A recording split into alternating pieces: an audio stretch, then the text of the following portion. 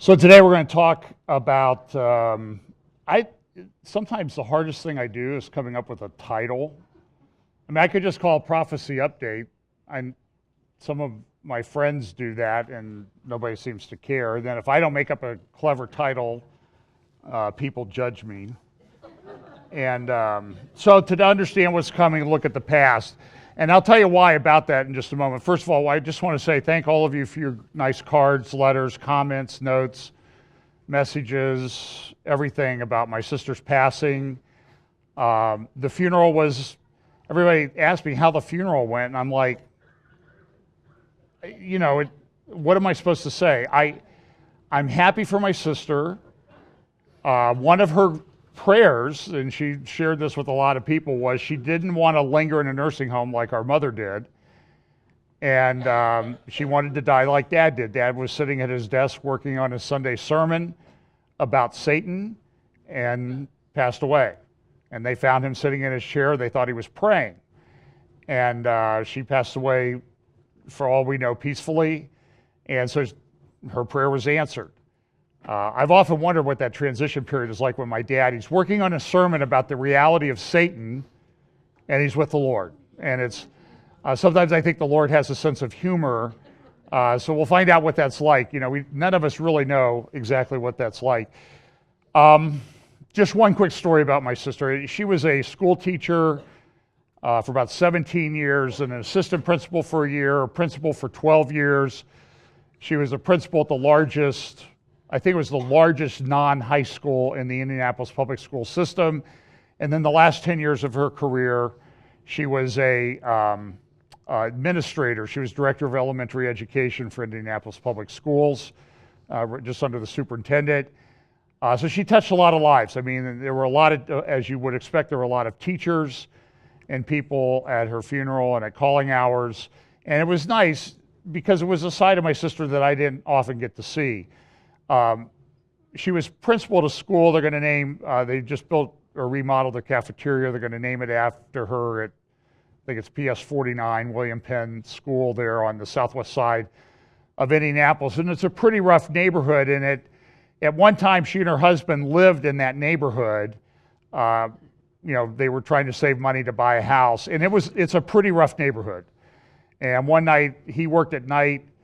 She liked to drink Diet Coke, and she went out to get something to, at the store, and she came home and there was a park there, and it was summer, or it was warm, and she had the window down on her car, and some guy forced her car off, followed her, and when she got along the park there, forced her off the road, and the next thing she knew was the guy had a knife at her throat, and he yanked her out of the car, pushed her up against the car, and he was going to rape her.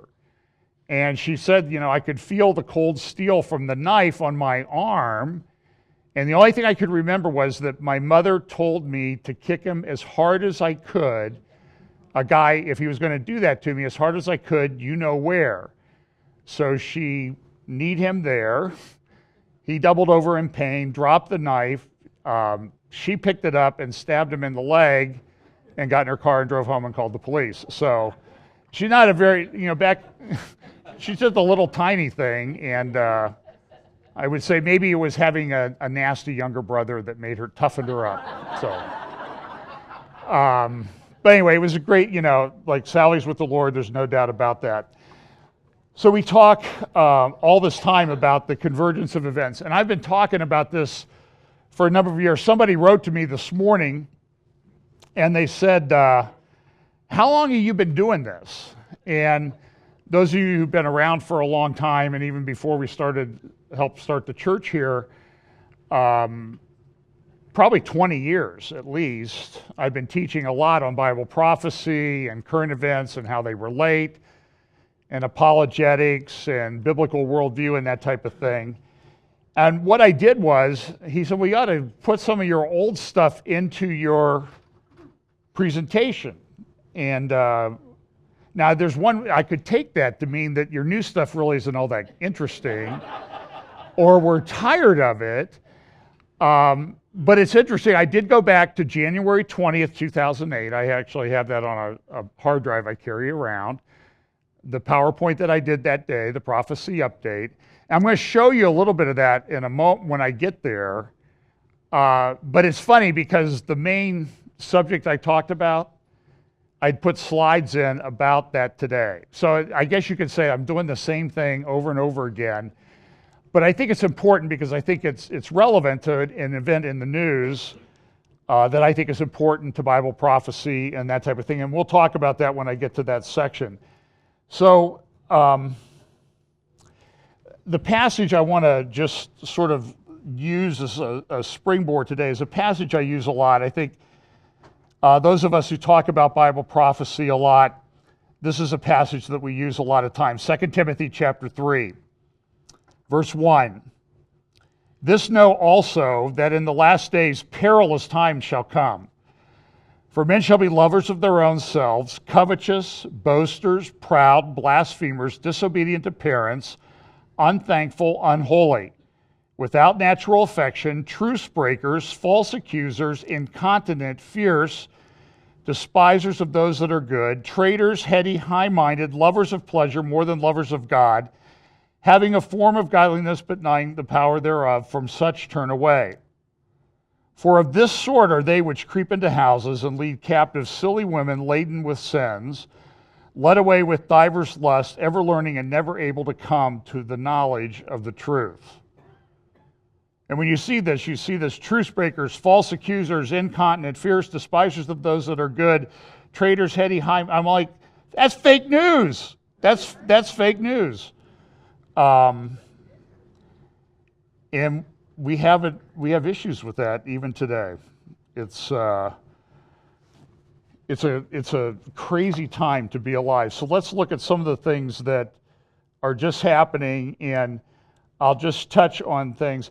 Now, everybody criticizes the New York Times. I actually like to read the New York Times just because they're a news organization. They have to put a little bit of what's actually true in their newspaper. And usually if you look at an article, the last 3 or 4 paragraphs is where they actually put the truth. The first stuff is all editorializing and that type of thing. But they usually stick a few facts in at the end. But I actually just looked at the New York Times this morning. I actually found they actually have a whole page of something that's true. It happens to be an ad. It's snowing in Colorado. So that's from the New York Times front section this morning. And I looked, and it is snowing in Colorado. So one of the editorial cartoonists that I like a lot is Michael Ramirez at the Daily Signal. And here is his take on the Korean upcoming Olympics. You can sort of, and I just love the way he uses symbols and that type of thing. Here's another one he did this week about the new Olympic symbols. Price of oil is up, and so now it says here, U.S. to topple Saudis in oil output. Record clip. U.S. crude output is on pace to hit a new high this year. So there is, and I think that's good. I think it's great. And I know that if things had not changed in our administration a year ago, that this probably wouldn't happen because there was a battle to keep this from happening. I don't know what to make of the stock market, to be honest with you. If I was that smart, I'd be phoning this in from someplace warm and not, well, it is warm today. It's like, 40 degrees, 42 degrees, and it feels like summer. Stocks headed for a fall. This is a headline from the Wall Street Journal. And they're pretty, what goes up usually comes down at some point. Nobody knows when. Our political system, though, is in turmoil. Now, I won't talk a lot about this. Sarah Carter is an investigative reporter. I think she writes at Gateway Pundit and some other places.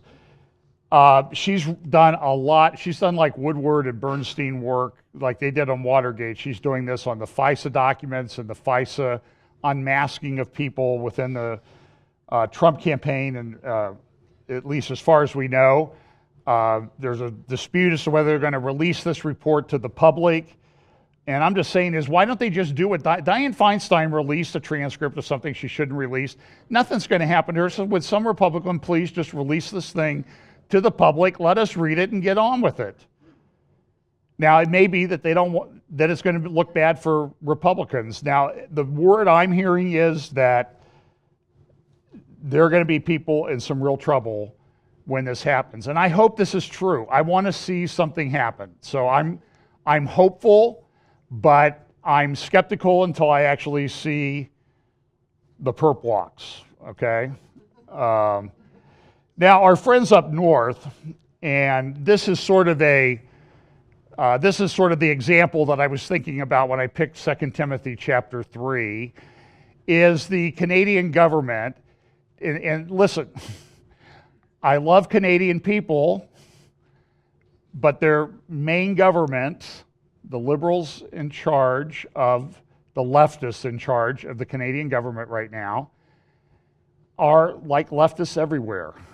They lie, they're fascist, they don't like opposition, they project. They claim that people on the right are intolerant. When they say that, you know that what they're doing is they're projecting, because they are the ones that are intolerant. And the reason I bring this up is that they have a summer jobs program, and the Canadian government funds that. And it's a little political thing. You know, members of the parliament get to throw money around, and they hire kids for summer jobs so they can pay off their massive student loans that result from the government getting too involved in the educational funding process. That's for another time. But that's why, I mean, University of California, I don't know if I mentioned this last week or not. It's the University of California. I was reading some articles about that. They have like one administrator per professor now in the University of California system. And these people are all making like $200,000, $300,000, $400,000. Well, what does that do? It costs more money. So the government, and so California needs money. So what's California even talking about doing is they're trying to figure out a way to capture 50%, at least 50% of the tax savings that individual businesses and taxpayers might get from the tax cuts that just passed Congress.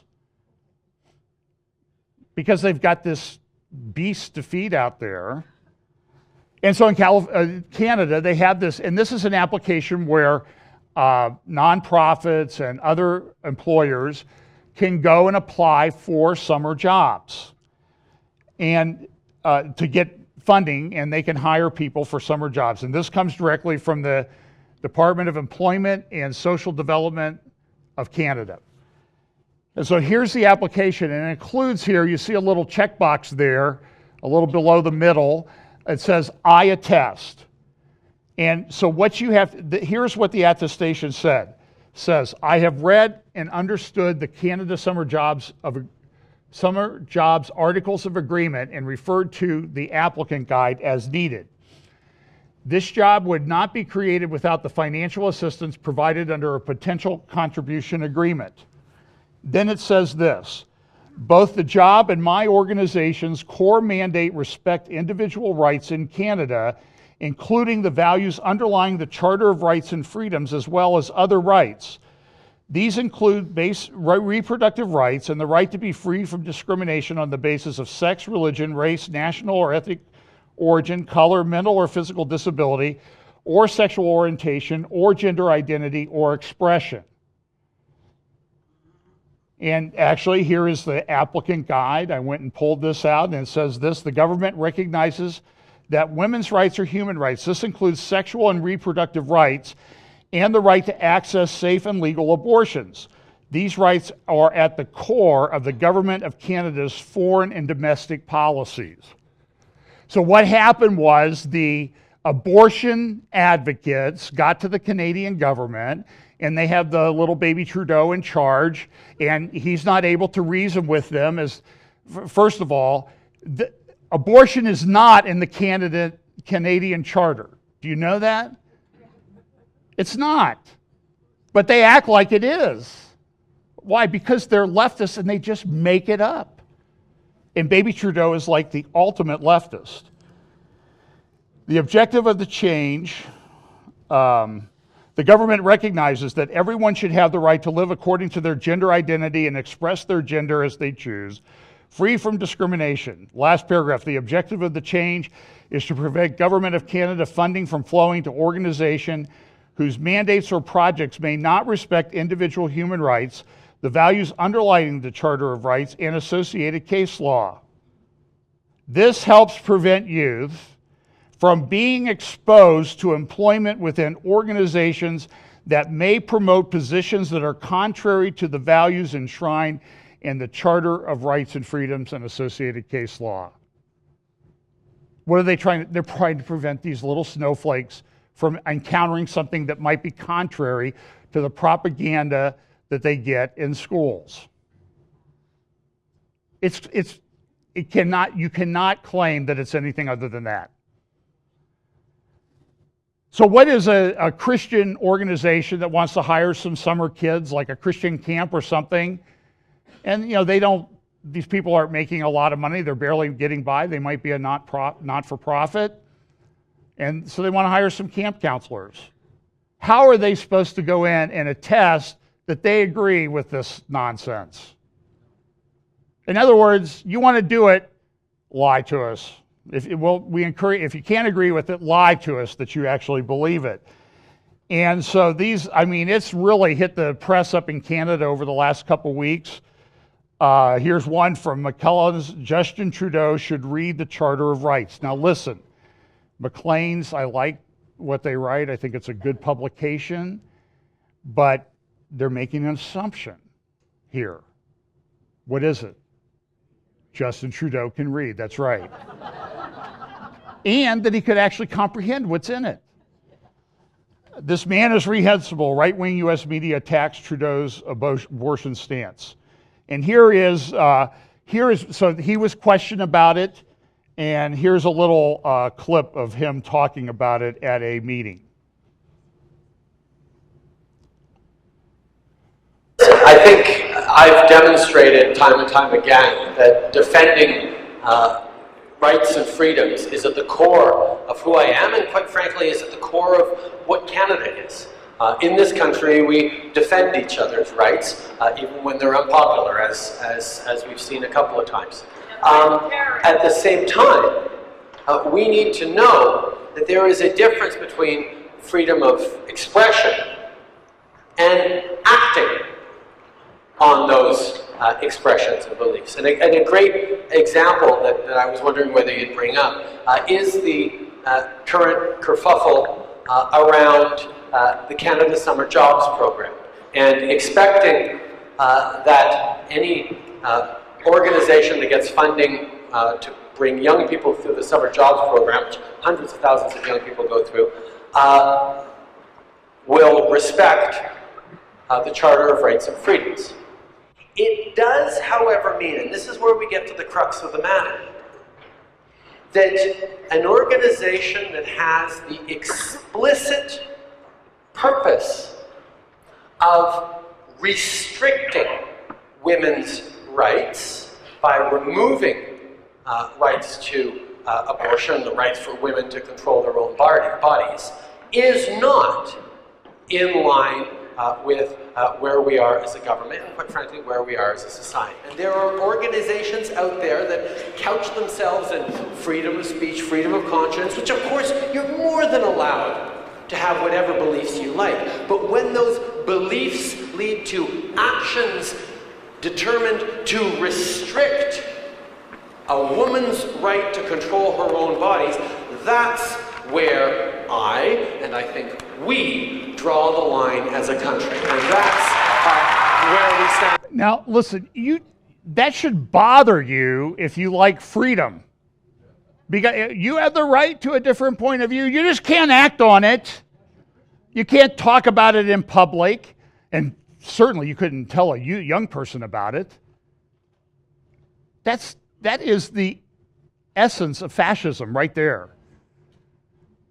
And so this guy is a little leftist, fascist, wannabe dictator. Even people, the editorial pages in even some middle-of-the-road Canadian newspapers, Globe and Mail, This lady is a liberal. She supports abortion, but she just said, can Justin Trudeau tolerate real diversity? Because this lady is a liberal, not a leftist. So there's a difference. Trudeau is a leftist.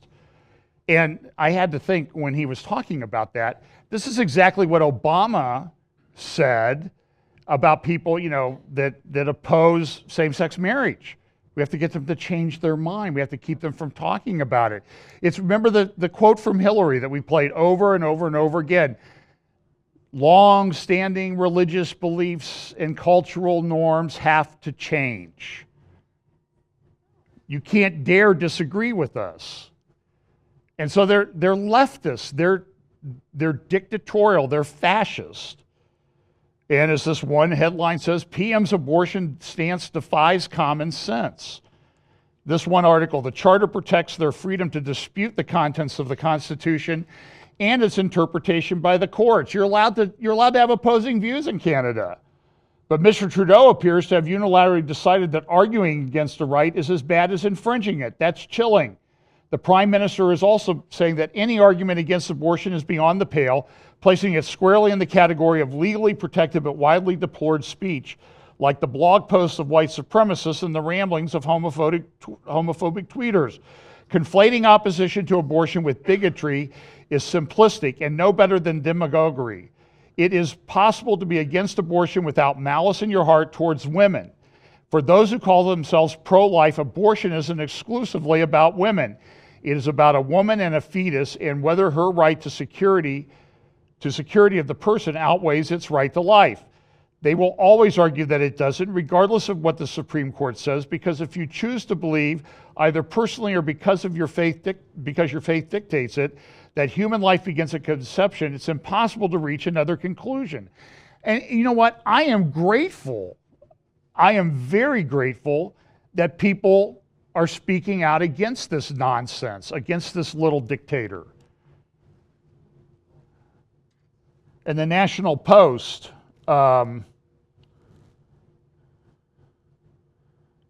this liberal person that I talked about, Margaret Wente, I guess. Is that right, eh? She's Canadian, get it?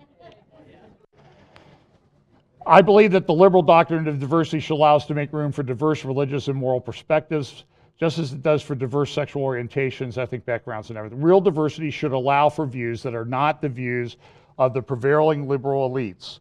But that is an increasingly unpopular view. People of traditional Christian faith and values are being relentlessly marginalized in the public square.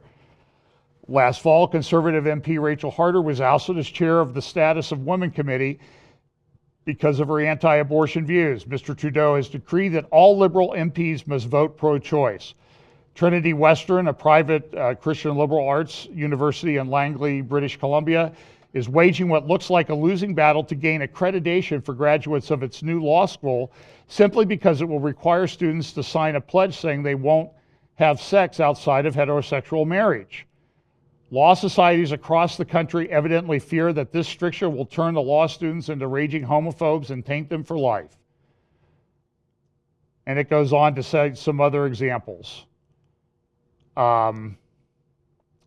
One lady who had trouble signing that, she said, it's a really difficult time for us. She's a Christian. We look at each other and say, we know it's going to get worse.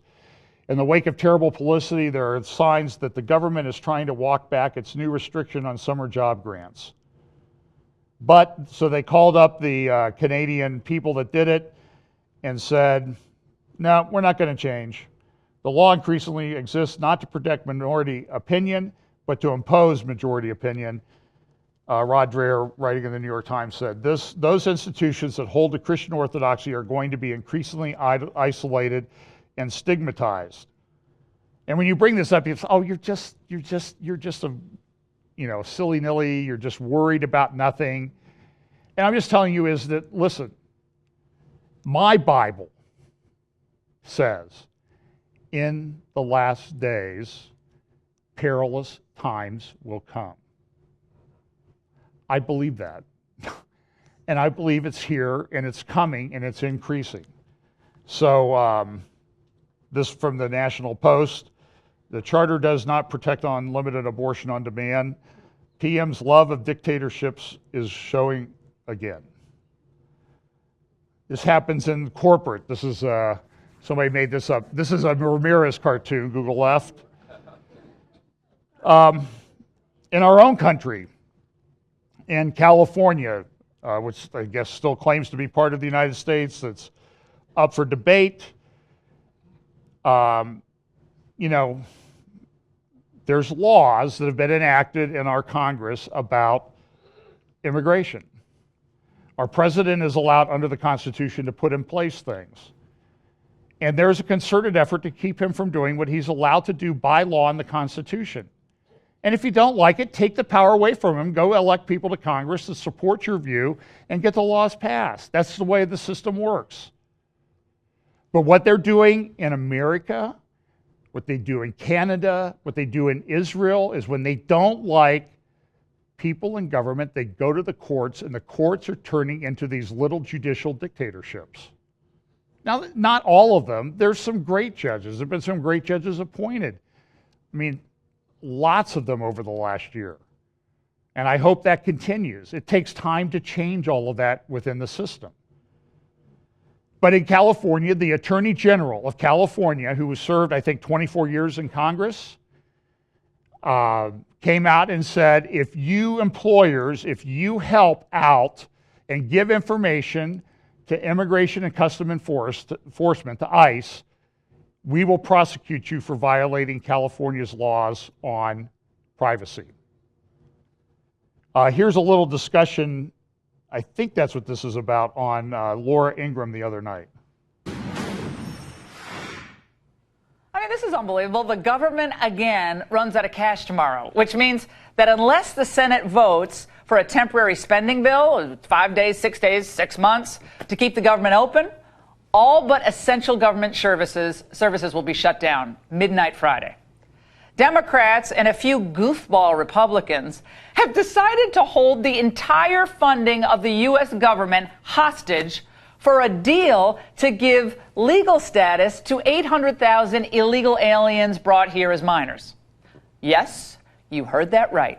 Members of Congress elected to represent the interests of Americans and uphold the Constitution of the United States have now fully exposed themselves as nothing more than a permanent lobby for open borders and unending cheap labor. It is a total travesty. Now, the president, despite not having campaigned on giving amnesty to anyone, was willing and is willing to do a deal to help the DACA people. But he required a few basic concessions from the party out of power, the Democrats, like ending chain migration and the visa lottery and funding the wall that he promised to build. Democrats, not the president, walked away from the bargaining table in an attempt to force his hand. Now, I was thinking about this today. Do you remember who was blamed by the media back in 2013 when a few conservative Republicans, was Ted Cruz and Mike Lee, they were the party out of power then, forced a government shutdown? Remember, it was about Obamacare. Well, the media and the party in power then unanimously blamed Republicans. The president drew a firm line that he's not going to that he will negotiate, right, but he's not going to do it until after he gets both a clean CR that extends the government funding, reopens the government, and raise the debt limit. I'm really afraid that these yahoos are going to send us right over the cliff. What we're not for is negotiating with people who have a bomb strapped to their chest. We're not going to do that. Well, they were following the narrative set by the head of the party in power back then, President Barack Obama. When you have a situation in which a faction is willing potentially to default on U.S. government obligations, then we are in trouble. And if they're willing to do it now, they'll be willing to do it later. Oh, a faction. It was a faction. Well, we have a faction now. Chuck Schumer, Dick Durbin, Lindsey Graham. Well, it turns out that Republicans weren't really hurt all that much in the 2014 midterm. Well, she goes on and has a congressman or somebody on, I think from ICE, that says, listen, if the mayor of Oakland and the California Attorney General want to oppose federal law and obstruct justice, aren't they accused? You know what they're actually accusing Donald Trump of doing, obstructing. We can accommodate them and indict them and prosecute them, and if they're convicted, we'll throw them in jail. And I say, go for it. Enough, okay? It's the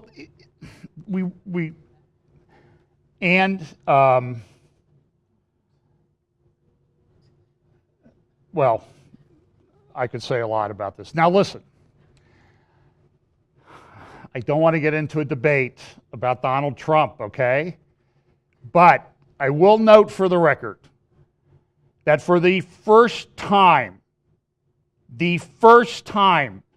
in 45 years that they've been holding the March for Life in Washington, D.C., a president of the United States finally addressed the pro-life marchers. Donald Trump. That had not happened.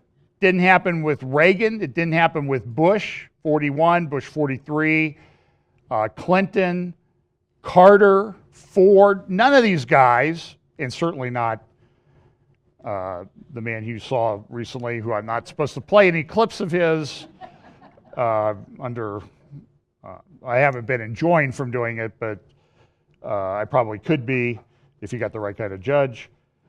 So I will give kudos to the president for doing that, because I think these type of things send a message. It's a bully pulpit, and I'm appreciative of that. Now, speaking of leftist, this is a pastor out in St. Joseph, Missouri, and he has a book out, and he tweeted this quote from Richard Rohr the other day. When Christians accept that Jesus was killed for the same reason that people have been killed in all of human history, rather than because he walked around saying, I am God, we will have turned an important corner in our quest for the historical Jesus, Richard Rohr, to which this pastor says yes.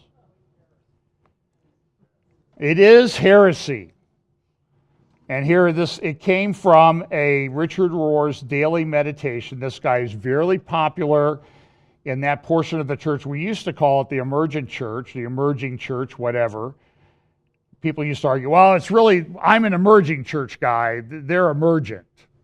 And I'm like, so I always would type emerge, E-M-E-R-G, asterisk, asterisk, asterisk. So it could either be emergent or emerging, because it really didn't make any difference, because you were still spouting heresy. And one of the leaders of this is a guy named Richard Rohr, who this pastor loves. And so he got a lot of pushback. Somebody on my Facebook friends list pushed back and said, he is a heretic. And the guy said, no, he's not. And he blocked her. Because why? Because little leftist preachers are just like little leftist dictator prime ministers. They don't like any opposition. They don't want to discuss the issue. They don't want to look at what the historical Jesus really is. They want their mystical notions. One lady responded, I think what Brian is getting at here, folks, is the fact that Jesus was killed for being radical, for willing to dismantle systemic injustice, for being inclusive and empowering, very similar to many leaders and activists in history. I know, what does that mean? It means she went to college, okay, probably graduate school in a non-business or science related thing. So, because there is a historical Jesus, just like there's a historical Jerusalem, an historical Shechem, an historical Hebron, and that type of thing. And this is from the front, one of the big articles in Haaretz, which is a left-wing newspaper in Israel. And the title of the article is, Dating King David, Archaeologists Drop Bible, Pick Up Science to Solve Jerusalem Puzzles. And so I went through that in another article, and it was written by these people who call themselves biblical archaeologists, who should be called biblical deniers, who happen to be archaeologists. Because this is what they do. They don't want anybody to support the Bible, so they reinterpret history. And as I've told you, when we were in Bethel back in May.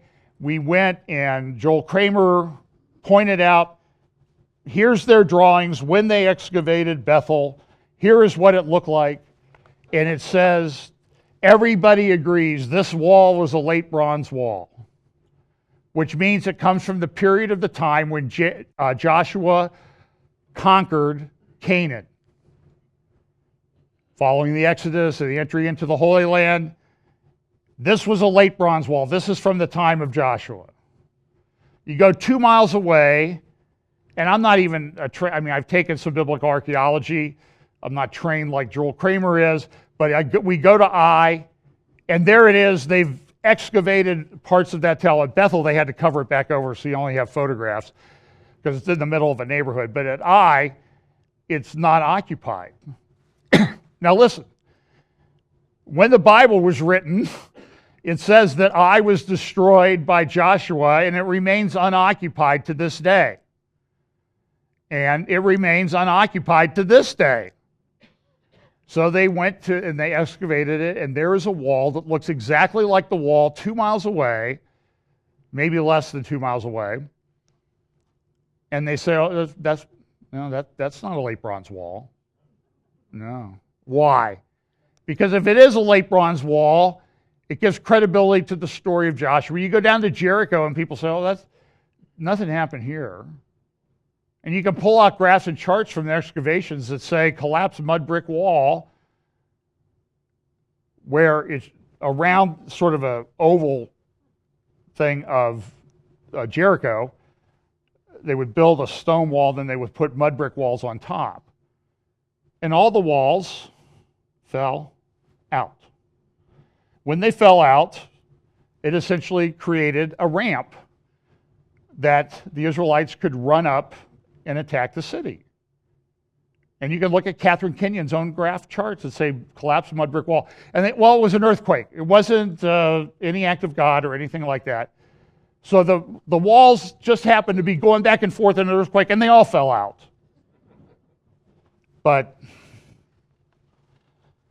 So there's an artifact that was recently discovered in the area of the Temple Mount, near the Temple Mount tunnels, I believe. It has Hebrew writing on it, dated to the time of about 2,700 years ago. So to the period of the divided kingdom, if I remember the article correctly. There's this conflict. This is in Israel.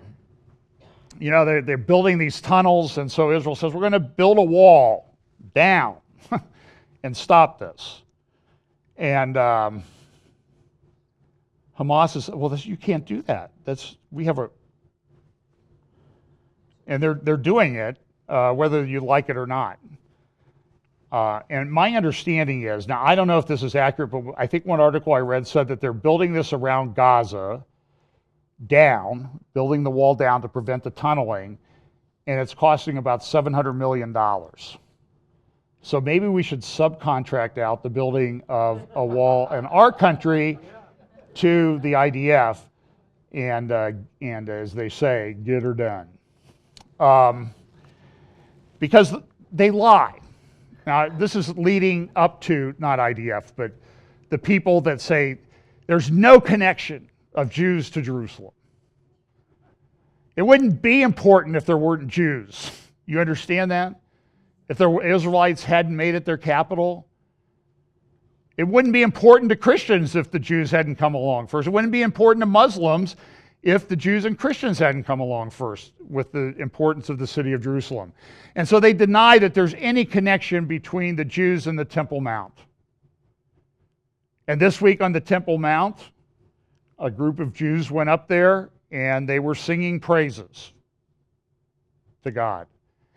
Now look, I know they're not saved yet. I pray that they get saved. I think God is awakening things in their hearts. I think this is all part of the end times. There are many passages that talk about it, particularly in Ezekiel Chapter 36. I'm going to bring you back into the land in unbelief. Because, I sent you away because you played the harlot here, You went away, you played the harlot, but I'm bringing you back into the land because my holy name is at stake. That's what it says in Ezekiel chapter 36. And then when you're back, then I will give you a new heart. So when you read some of these prophecies of Ezekiel, you need to understand that they cover a long period of time. I'll bring you back in the land, then I'll give you a new heart. It doesn't mean that you come back into the land, you get the new heart right away. You understand that there's sometimes a time gap in those prophecies. So here is the Muslim Waqf published this in 1924, Al-Haram al-Sharif for Jerusalem. And in this, it says the Haram historical sketch. Now, this is the Waqf today will say no connection between the Jews and the Temple Mount. And this article clearly says the site is one of the oldest in the world. Its sanctity dates from the earliest, perhaps from prehistoric times. Its identity with the site of Solomon's temple is beyond dispute.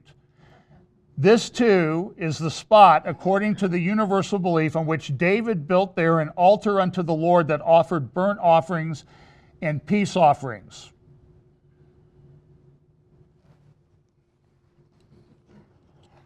This is what we, in the law, would call a prior inconsistent statement.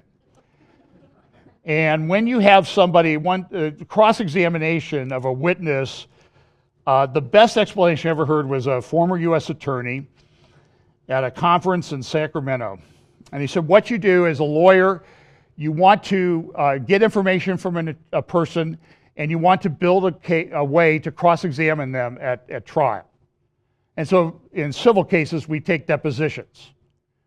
He said, so what you do is you just go in and be nice to the guy and get a lot of information and ask him questions during his deposition, but you need to show him who's boss. And so what you do is you get information from him and you build a tree of information.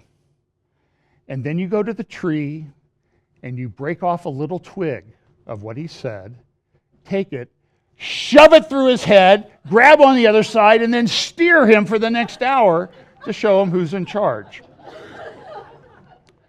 So if you were deposing somebody from the Muslim Waqf, this would be a great twig to steer them.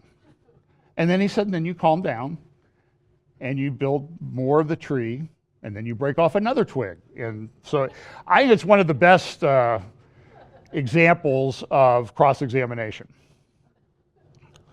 Now, I would never do that, but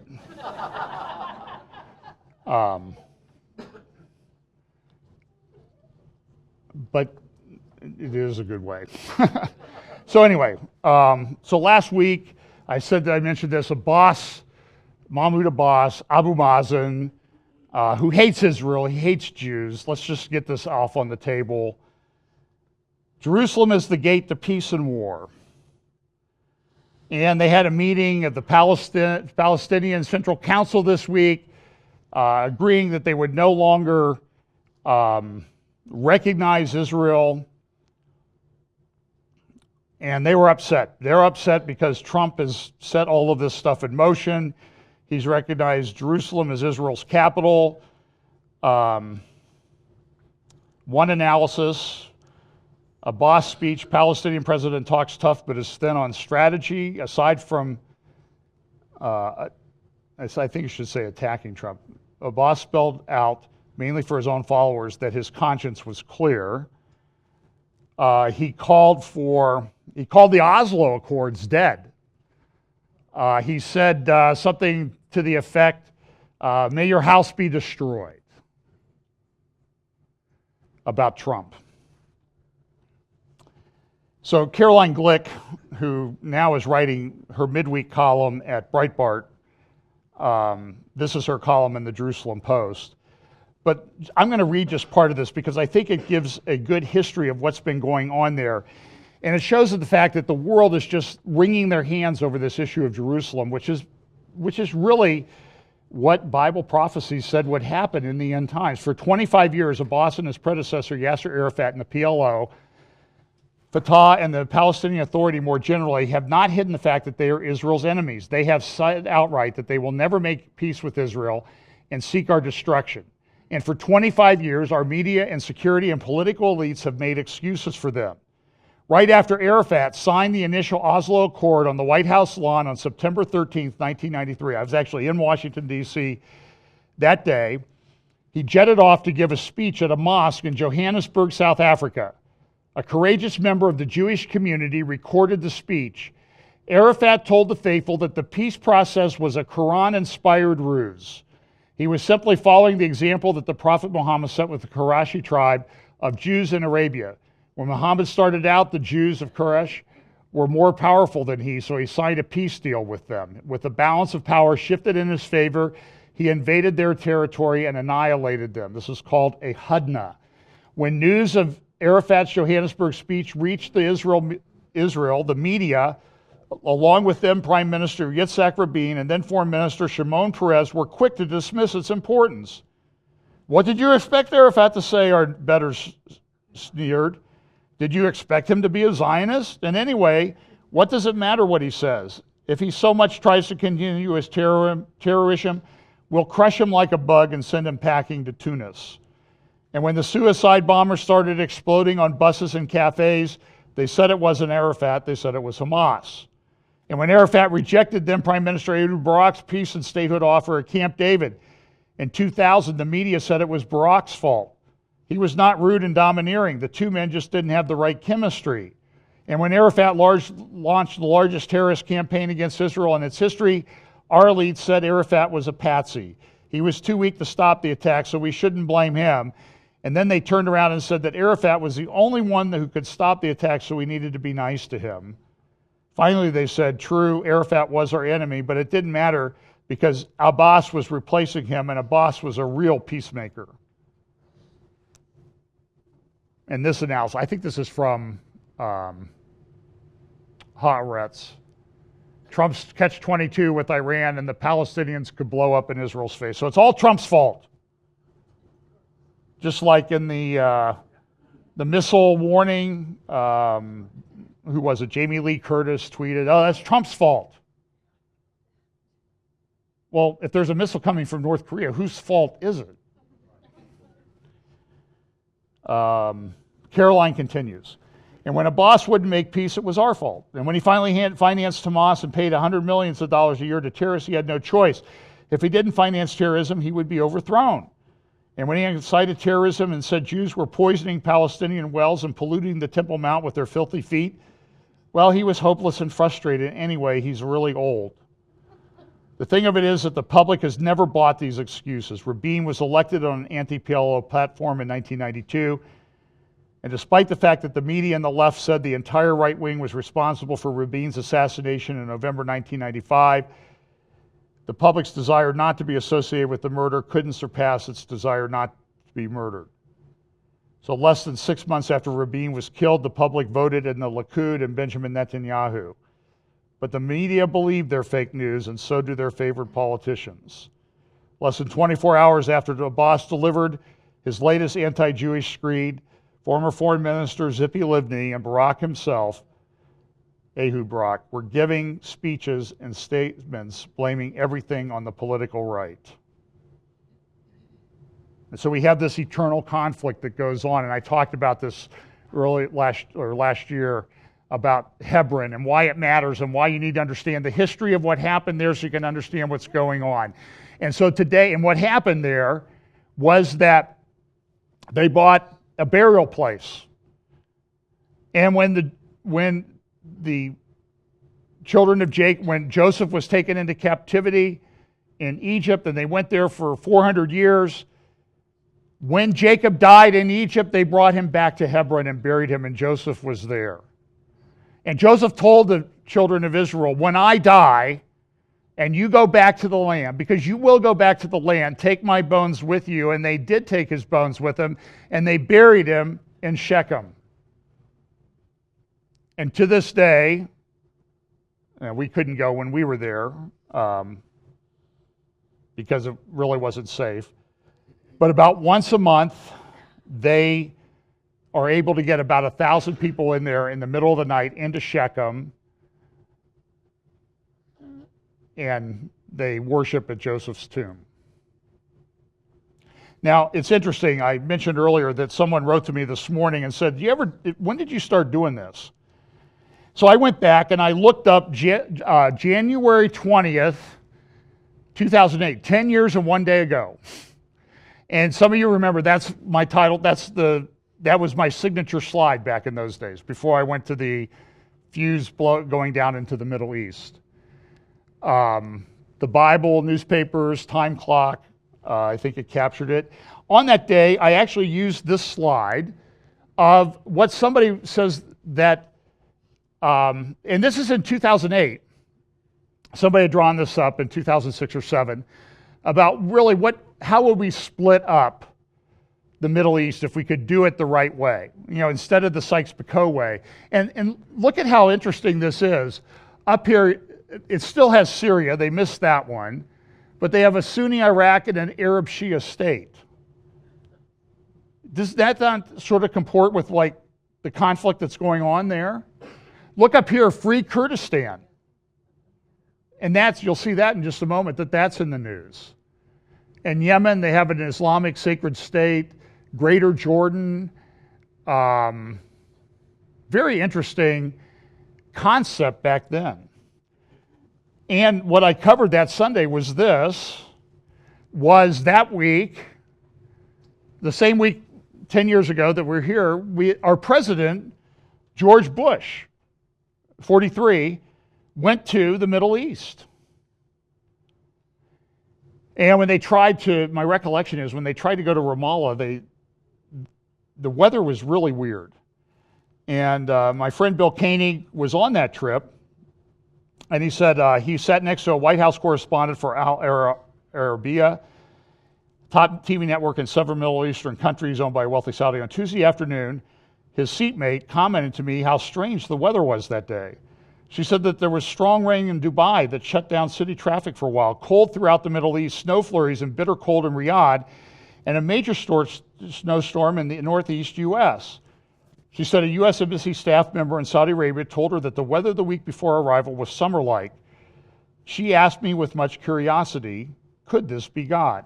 And you know what Bill's comment would be when Bush is running around trying to divide up Israel.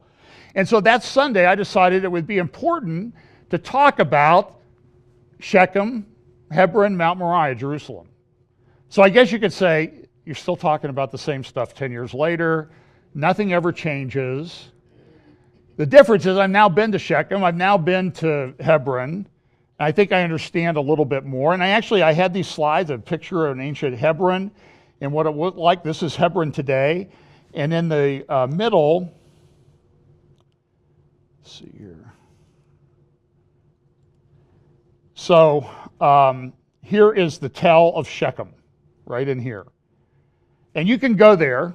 It sits between two mountains. This is Mount Gerizim here. And then there's a valley. And there is Mount Ebal right here. It's a natural amphitheater. This is looking, what you see up here at the top, that's the Mediterranean from Google Earth.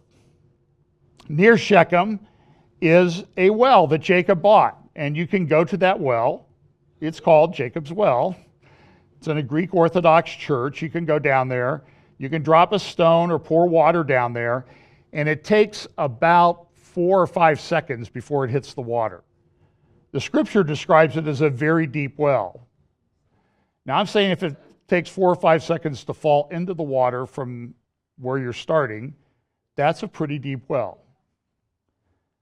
So here is Shechem, and at Shechem you can see the standing stone of Joshua. You can see the temple fortress, and what Joshua did was he brought the children of Israel. He put half of them here on Mount Ebal. He put half of them here, the ones on Ebal, shouted the curses. And there were probably 1 million people or more on each mountain. These mountains right here, this area is about 1 mile apart right here. So it's a natural amphitheater. And then right here, very close to the tell, is Joseph's tomb, and that's where they were there today. This is what the temple fortress would have looked like at the time. This is what Joseph's tombs looked like about 4 years ago. They set it on fire.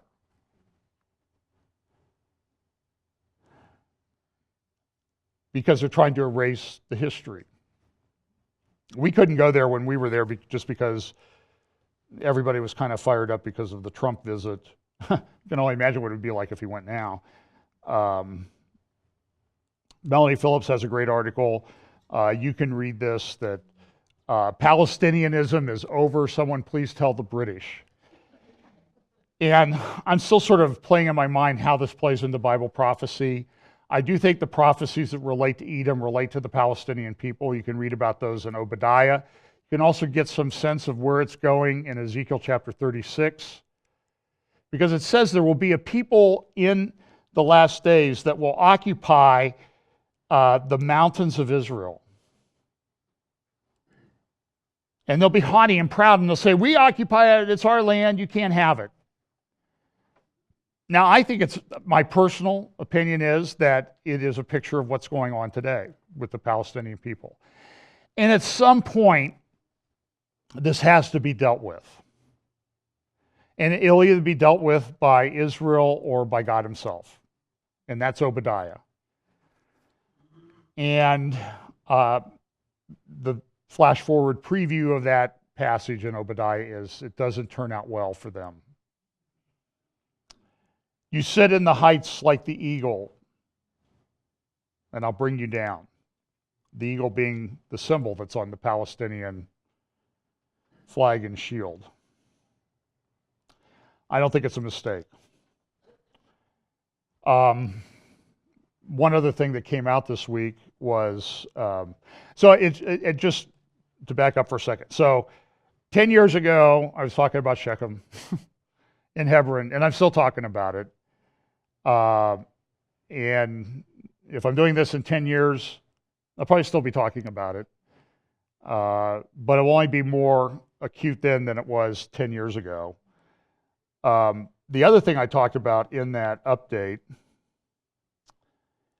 was that, well, let me do a little lead into this. There's a report out from Open Doors USA. You can look it up, World Watch List. They go through and they did a survey and they found major trends in Christian persecution. And here's what they said. Spread of radical Islam. 2, the rise of religious nationalism. And 3, intense persecution in Central Asia. Now, so they look and they identify the 50 countries in which persecution of Christians is most acute. And look where they are. And so what you see is that, for example, number 1 is North Korea.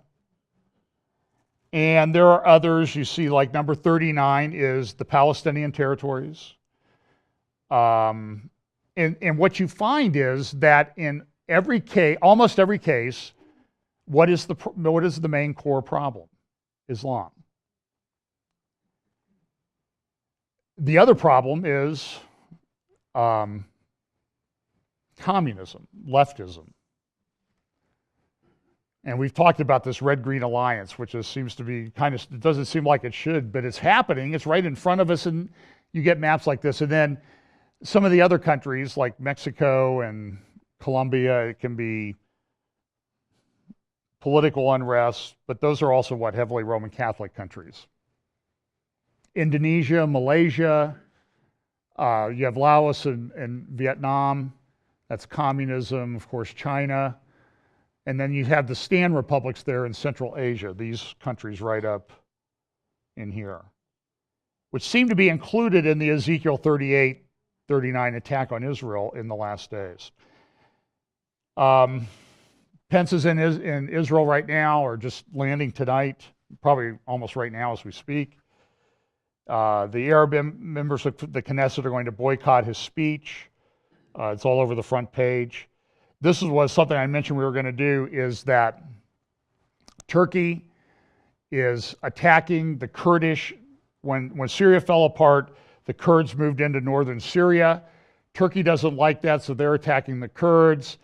And we're there trying to prop up the people to prevent Syria from taking over the whole thing, and the whole thing, and prevent Iran from having their land bridge completely, and that's in the news.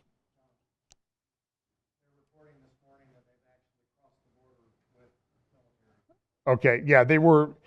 There were a lot of films. I didn't have time to pull the clips out of people that were the Turkish army and military was coming across the border, coming to the border. Brian says they've now gone across the border. And this is, remember the graphic I used a couple weeks ago, the powder keg? It's still a powder keg. And there's some conflict between Russia and Turkey. And this alliance that we have, I think, coming in Ezekiel 38, 39 is kind of loosely done. I don't know exactly when that thing is going to happen. I'm sure that it happens before the Lord returns. There is another Gog-Magog war talked about in Revelation, but I think that's a different war. And you can have a different opinion on that. I won't judge you for that. I just think that I think there's some distinctions between them. That's for a whole nother talk. Here's the other thing that I talked about 10 years and one day ago. There was an article or a paper put out by the Center for Strategic and International Studies, and it was called this, Iran, Israel, and Nuclear War. And it had some very interesting findings in it. It talked about, hypothetically, what happens if there's a nuclear exchange between Israel and Iran. And it's just interesting that we're sort of still talking about this, right? In fact, the Financial Times reported this week, Europe sharpens focus on Tehran missiles. And we need to think about this. So there was this Iranian-Israeli exchange, and I just think we know what happens in Ezekiel 38. For lack of summary, Israel wins. But this is the secular view, and I just want to point this out to you, and then we'll be done. So if there's an exchange, this is what they projected, that Iran would inflict 200 to 800,000 in the first 21 days, 200,000 to 800,000 Israelis would be killed. Long-term death rate cannot be calculated. But Iranian recovery from what was coming their way is not possible in normal sense of the term. Now, Israel would inflict 16 to 28 million prompt to 21-day dead in Iran. Long-term death rate cannot be calculated. Israeli recovery theoretically possible in population and economic terms. That sound a little bit like the outcome of an Ezekiel 38-39 war. The other thing that was in this that was interesting is Syria. 1 megaton strike on Damascus. Where does Israel keep attacking right now? Damascus. At some point, I think Israel just says, enough, okay? There's a passage in Isaiah chapter 17 that I don't think has been fulfilled yet. It talks about the destruction of Damascus. Now, a lot of it's been destroyed, half of it. And so in that thing, they talked about the Syrian wildcard Israeli exchange. So 10 years ago, the secular organization was looking at things that lined up with Bible prophecy. And I brought it up because I thought, this lines up with Bible prophecy. This is important to talk about. And here we are 10 years and one day later, and I think it's still important to look at. And so what they projected back in November 2007 when they published this, Syrians would inflict 200 to 8,000 prompt to 21-day dead. Long-term death rate cannot be calculated. Syrian recovery, not possible in the normal sense of the term. It sounds like Damascus gets wiped out. And I've read about that. Israel would inflict 6 million to 18 million prompt to 21-day dead. Long-term death rate cannot be calculated. Israel recovery very possible in population and economic terms in exchange with Syria. So, 10 years ago, we were talking about it, and we're still talking about it.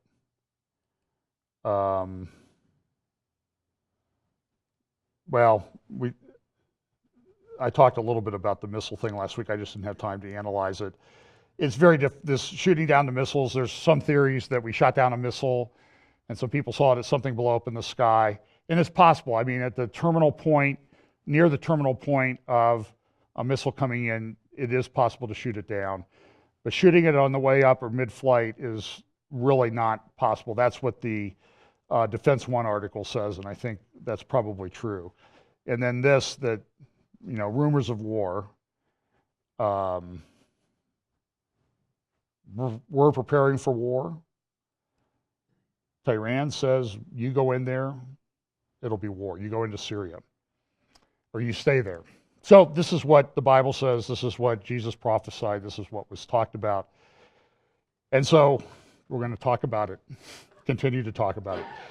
So let's pray, and we'll go on. Father, thank you for the promise of your word so that we can understand the times in which we live, so that we won't be distressed, but that we'll use that as motivation to share the gospel with those who do not believe and whose entry into eternity is not only certain, but possibly very close. Give us those opportunities to share the gospel with those around us. In Jesus' name, amen.